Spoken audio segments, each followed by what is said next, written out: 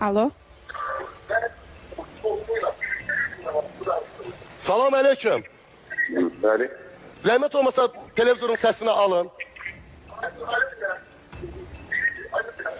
Alo. Siz efirə baxmayın, olar mı? Ancaq telefonla danışın bizlə. Aydındır, aydındır.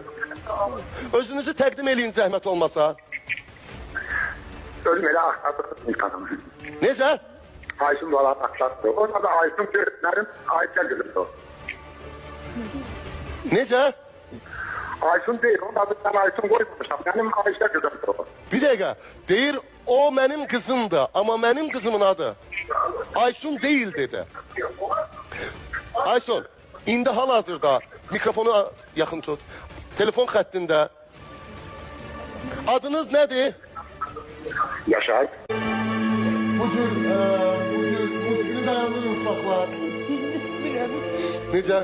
Bilmiyorum. Necə? Danışma, danışma. Beni gülüm beni. Görsəm.